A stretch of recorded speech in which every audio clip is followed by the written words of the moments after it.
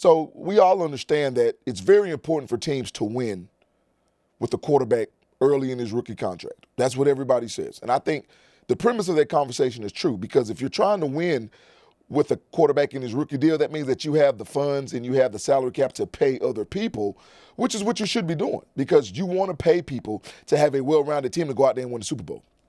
Seattle just did it, but they didn't do it with a rookie quarterback, right? They did it with a quarterback that was on a cap-friendly deal, so to speak, and he was making $30 million a year, which most quarterbacks don't make, because you see Dak Prescott with his average annual salary of over $60 million a year, who hasn't been to a Super Bowl, who hasn't been to a conference championship game. So there are going to be a whole lot more quarterbacks that are paid upper echelon quarterback money who haven't yet reached the level of a Patrick Mahomes. Thus is what brings me to the Patrick Mahomes effect. So I've got a graphic that I want to show you regarding the Patrick Mahomes restructured contract. And you can look at it. I'm going to talk about it for a little bit. So 10-year, $450 million deal. We understand that was signed back in 2020. Now, this is the fourth straight year that they've restructured Patrick Mahomes' deal. And I'm going to get to that in a little bit. It saved them about $43.5 million in cap space because they converted only $50 million into a signing bonus. So again, this is just creativity.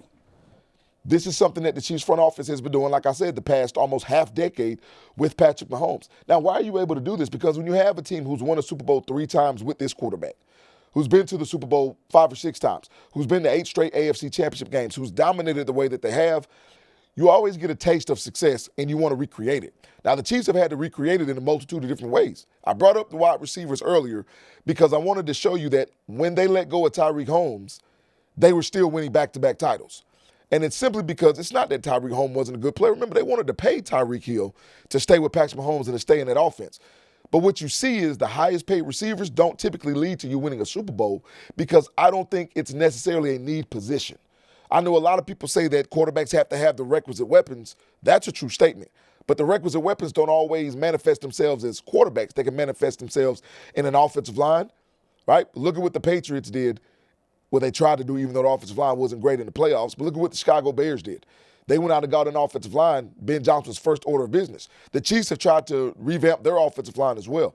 So when I look at this deal, it's simply telling me that the Chiefs are never, ever going to put themselves in the mode of trying to rebuild. Not when you have Patrick Mahomes, not when you have Andy Reid, and not when you have Veach as their general manager, because they understand how this works. Now, they're still over the salary cap a little bit with this deal, which means you're probably going to see some guys that are let go. Don't know if it's Chris Jones, don't know if it's Mike Dana, don't know if it's Jawan Taylor. You don't know what guys that they've had in the trenches or what guys that they had these past 4 or 5 seasons are no longer going to be Chiefs, because they've got to get under a salary cap.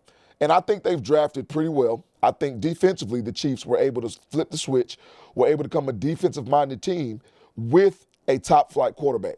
And see, most teams don't have that. Most teams don't have that luxury. Most teams don't have that mindset. Most teams don't have that knowledge of how to make that happen. So moving forward, when the AFC West is what it is, what did I tell you last week? The Chiefs' first order of business was to take care of their salary cap. That's the first order of business. Don't worry about who you're drafting later this spring. Don't worry about the combine. Worry about making sure that your salary cap is where it should be, because the salary cap will dictate whom you draft. And I don't know if you know this, but remember the rookie wage scale changed a long time ago. So rookies are no longer making what they were making. So that gives you even more flexibility. Oh, and by the way, the salary cap, I think, is going up to $305 million for 2026.